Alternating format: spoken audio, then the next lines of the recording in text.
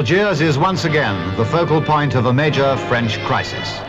Trouble started when General Massu, openly disagreeing with government policy, was recalled to France. The first sign was the usual one. Crowds collecting in the center of the city, people shouting their protests, and a general indication of a storm blowing up. The root of the trouble was the fear of the French settlers, and there are over 1 million of them in Algeria, that de Gaulle's policy would prove to be a sellout to the Algerians. As troops were brought in, the situation grew more tense, and later very ugly indeed. Eventually, demonstrators and police exchanged shots, and there were many casualties. Algeria is largely a great desert. In area, the country is almost 20 times the size of England. But beneath the sand lies wealth vital to French economy. The main source of this wealth is oil. Enormous deposits have been discovered, and the oil is already flowing to France. French paratroops, previously commanded by General Massu, have been in the forefront of the Algerian war, and something like 500,000 troops are deployed in the struggle.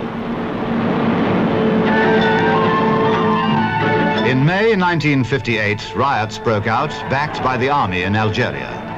Successive French governments of the Fourth Republic had failed to handle the situation firmly enough. This was the scene of revolt. As today, so then, the French Republic was in grave danger.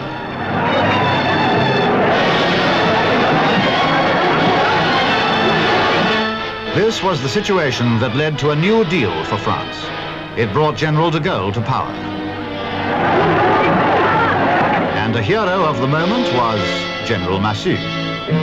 Crowds in the streets of Algiers again, but this time they were crowds rejoicing. The entire city was packed with people, waiting to hail the leader of the Fifth Republic.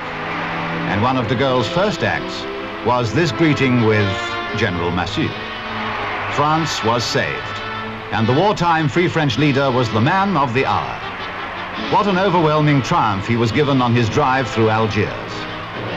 But now, so soon after this ovation, there is fear and distrust of his plans for the country.